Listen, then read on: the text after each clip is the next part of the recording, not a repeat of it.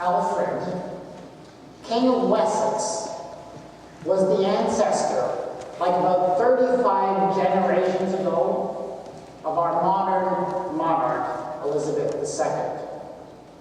And Alfred was a great man who did many great and wonderful things. But despite all of that, the one thing that people remember Alfred for today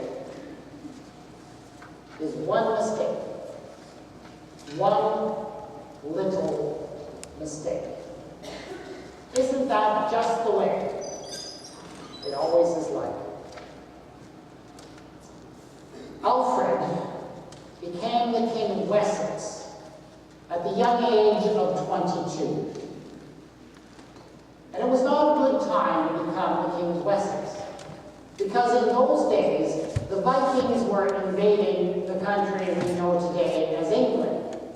And they were invading, and they were taking territory, and they were taking over.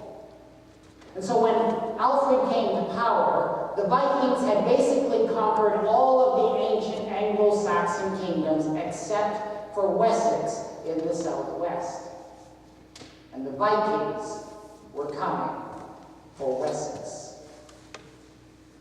Alfred and his lords managed to hold off the Vikings for a few years.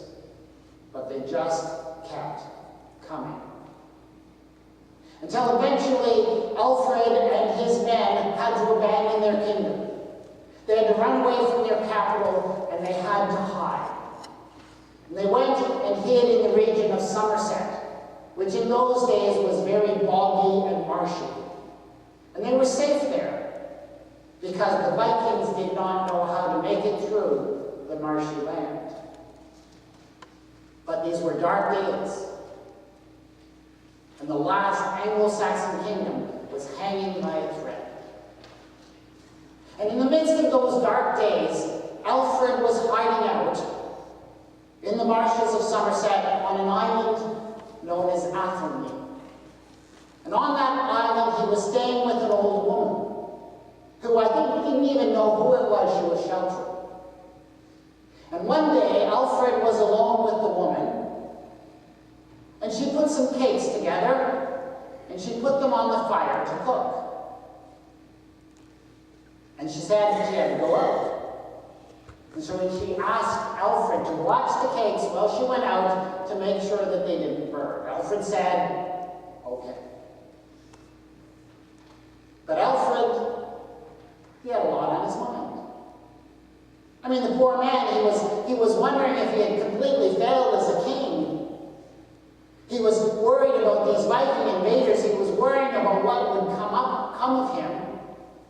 And he was desperately trying to come up with some strategy to get out of his predicament. Alfred was distracted. And so it's not all that surprising that he just sort of forgot about the cakes. And before he knew it, the cakes had burned. The woman came back, and she let Alfred have it. How could he do that? How could he let the cakes burn? And Alfred, according to the accounts, he accepted her criticism with grace. He admitted his fault, even though I suppose he probably could have had her put to death. But that is the mistake. The mistake that King Alfred is famous for. Why is this mistake so famous? Why does every school child in England know this story? Probably because it's the only time in all the history of the world where a leader ever made a mistake, right? That's probably why. No? Then why do people remember this one?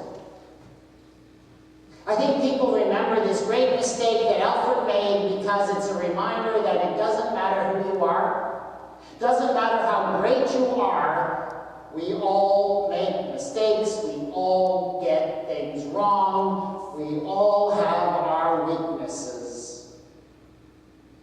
King Alfred had his weaknesses. In fact, he had many of them. He was a very sickly man. And modern historians suspect that probably Alfred suffered from Crohn's disease. which is a terrible chronic illness. So he had this Crohn's disease that was disturbing him, and on top of that he had these Vikings, this terrible predicament that his kingdom was in. No wonder he was distracted. No wonder he felt weak and vulnerable at that moment.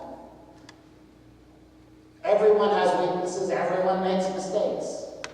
But as leaders, we are often very strange in how we deal with our mistakes. In fact, the great temptation when you are a leader is to run away from your mistakes. Pretend like you don't have any. Run away from your weaknesses. You know, for a lot of people, that's what a leader is. Someone who doesn't make mistakes, someone who has no weaknesses. And so when people are put into leadership positions, when people are seeking leadership positions, the great temptation is to pretend like you don't have any weaknesses and you never make any mistakes. And so we see this in our political actions, right? Potential leaders and leaders expend so much energy trying to avoid making mistakes and gaps. And when they do occur, they spend so much energy hiding those things, covering them up. And the problem is when we spend so much energy avoiding mistakes, and especially covering up mistakes, that creates its own problems. And we're in that position where, oh, I'm in control, I can do anything, I can watch the cakes, nothing will go wrong. And you're not in control. And that's when cakes get burned. But that is one way that we attempt to deal with our weaknesses and our mistakes. We flee them and we cover them up. But there is another way. To think about our weaknesses and to talk about our mistakes. And it's a way that the Apostle Paul points us to in our reading this morning from his letter to the Corinthians. Paul in this letter is talking to the church in Corinth and telling them about his own particular weakness. One particular weakness that he struggles with. He doesn't say in this letter exactly what this weakness is. Presumably the people in the church already know what it is. But he simply refers to it as his thorn in the flesh. But it's obviously something that disturbs him very deeply. So much so that he says that he beseeched the Lord 3 times to take this away from him. He didn't want it. He didn't want to be weak. He didn't want the mistakes that his weakness caused him to make. So he tried to get rid of it. But Paul found that God came back to him eventually with a very surprising answer. God came back to him and in some unmistakable way made Paul understand, my grace is sufficient for you, for power is made perfect in weakness. God said, I'm not taking that weakness away. I'm instead making it an occasion for my power. And Paul reflected on this surprising answer and eventually ended up with this unique understanding.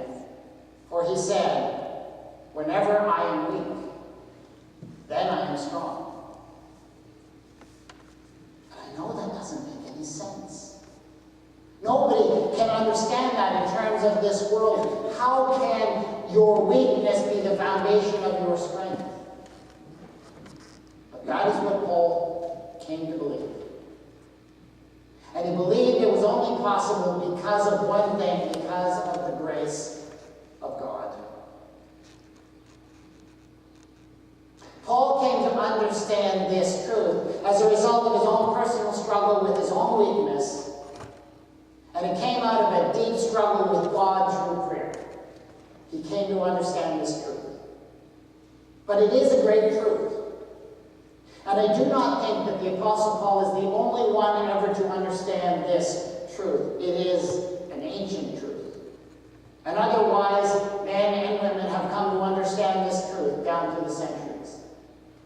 There is one person in particular that comes to mind as I think about this truth. And his name was Carl Jung. Carl Jung is one of the fathers of modern psychotherapy. So this was a man who, over a century ago, came up with this really strong desire to bring healing to the life of people who are mentally ill and mentally troubled through developing analytic psychology. And he was able to do many great things for them. But as he did that, he discovered something really amazing. You see, Jung had had a very difficult life. And in particular, his early life had been very troubled. Jung had been raised by a mother who suffered from mental illness. And as a result of that very, very troubled upbringing that left upon him deep scars and wounds in his psyche. And understandably, of course, as Jung grew up and he tried to help other people, his instinct was to run away from those weaknesses, to pretend like they weren't there, to project strength only, to hide from his weaknesses and the mistakes they caused him to make. But Jung discovered something really amazing. The more he ran away from his weakness, the more he tried to cover up his weakness and his woundedness, the less help he was to his patients. But the more he got in touch with these things and understood what was going on in his own life, the greater assistance he was to the people who came to him for help. And it didn't make sense. But that's what he discovered over and over and over again. And so it was that Carl Jung presented to the world what he called his idea of the wounded healer. The idea that the healer who carries within himself or herself a deep and grievous wound is far more able to help others. He based this idea on ancient myths and legends of all kinds of ancient peoples. Figures in ancient myths who were great healers, but also carried within their bodies grievous wounds. And he saw in these stories an indication of this great truth of the power of the wounded healer. But the reason why I believe that Jung was able to find this important truth in many different cultures and religions and peoples was because it was a universal truth. And that's why we find that same truth in the Bible. It is a fundamental truth that people who get in touch with their own wounds are the ones who can help others. And that's why we find that truth in the New Testament, in the Bible, in Paul's letter to the Corinthians. And it is good news. It is such good news because we all have weaknesses. We all make mistakes. We, like Alfred, have burned our share of cakes. We've gotten things wrong. We all carry those things. And we are all like Carl Jung. We all have our wounds. We have all been hurt. And we carry those wounds within us, in our psyche and in our bodies. I know we haven't suffered the same wounds that Jung suffered. We weren't necessarily raised by people who struggled with mental illness, but we carry our wounds. Every single one of us has had to deal with loss and disappointment and insult and you name it, and we carry those wounds with us. So we all have our brokenness, we all have our woundedness, and we all have our weakness. And yet God chooses to use those things to bring about blessing and healing for ourselves and others. Now, I'm not trying to say here that God intentionally inflicts these things upon us, that God allows these bad things to happen to us in order to bring this healing or blessing out of it. Fact of the matter is, I don't know why bad things happen. I don't know why people sometimes get wounded in this life. It's something that we maybe will never get to understand in this life anyways. But I do know this. God is incredibly able to bring healing and blessing out of your woundedness and your hurts and your mistakes and out of mine. And God's power to bring blessing and healing out of woundedness is something that we call grace. And that is the basis of all our lives. We all have woundedness. Alfred had his woundedness, his weakness. Alfred's particular blind spot seems to have been he didn't seem to be able to focus on these details, right? He couldn't focus on the cakes and how long they'd been in the oven. He didn't have a mind for details like that. But you know what? What Alfred did have was a mind that allowed him to look at the big picture. A mind that allowed him to see the grand strategy and see what God was calling him to do and to be.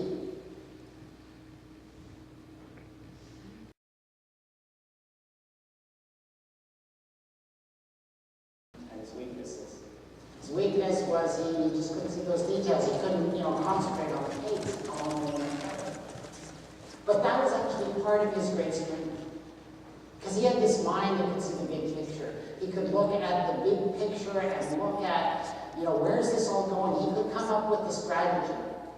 And it was a strategy, in fact, that got him out of that predicament where he was, got him out of the marshes, got him on the offenses against the Vikings, and eventually allowed him to set up his country in a way that could resist this incredible, dangerous tide of the Vikings.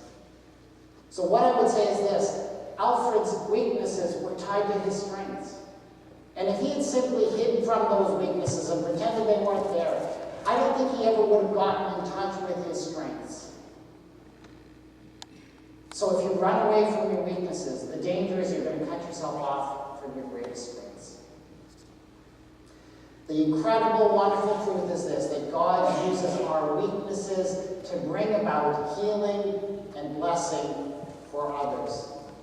And this is a wonderful thing. I think it works like this. When we are obsessed, when we accept and understand our weaknesses, it allows us to get out of the way. To get our egos out of the way. And that allows God's power and grace to power through us. And I would note this very important point. God uses us, not in spite of our weaknesses. We sometimes think, well, maybe God will use me in spite of my weakness. But that's not really how God does it. God really loves to use us because of our weakness in and through these things. And that's the amazing, wonderful truth that God has for us. A wonderful example of how this works or what this means is that you see in organizations like Alcoholics Anonymous. Alcoholics Anonymous is a group that has this wonderful track record of helping people deal with things like addictions to various substances such as alcohol. Why does Alcoholics Anonymous work? It works because it gets people who are struggling with a very serious weakness in touch with other people who are struggling with the same weakness. And weak people can help each other with their weaknesses in ways that strong people cannot. So the Alcoholics Anonymous creates this community of shared weakness, and by helping one another, they find strength out of that weakness in themselves and help to build it into others. So it works very clearly with addiction. It works in so many other ways to bring healing as well. God is calling people to be leaders within His church, within His program in this world, to be leaders in the kingdom of God. God is calling people like you. And when you get into those positions, and we have some wonderful leaders in the life of this church, when you get into those positions, the temptation is to minimize minimize your weaknesses, run from them, pretend you're not there, cover up and hide your mistakes. It's an understandable reflex. We often do it, I think, because we look back and we think of those great leaders in the past, those gigantic figures. And they seem to have it all together. They seem to have all the answers. And we want to be like them, so we cover up our weaknesses. Of course, it's a false understanding of the past. Our weaknesses that we have were also shared by leaders in the past. It's just that we tend to forget those things or put them out of our minds. We focus on all the good and the wonderful things we remember about them. And remember this, when God calls you to be a leader, He's not calling you in spite of your mistakes. He's not calling you in spite of your weaknesses. He's calling you because of them. And think about what that does to your excuses. Those reasons why you failed to step out and be the leaders God's calling you to be. Your job as a leader, and many of you are called to be leaders in various ways in God's kingdoms in this world, both in the church and outside of the church. You are called to be those kinds of leaders. Our real challenge is to get in touch with ourselves, who we are, the weaknesses we carry within us, and not be afraid of these things. To understand that God even works, and especially works in and through our weaknesses, our failures, and our mistakes to accomplish great and powerful things. This is the fundamental truth of the gospel. And as long as you're hiding from or pretending you don't have your weaknesses or your mistakes, you can cut yourself off from that power. This is God's incredible gift to all of us. Let's take a few moments in silence.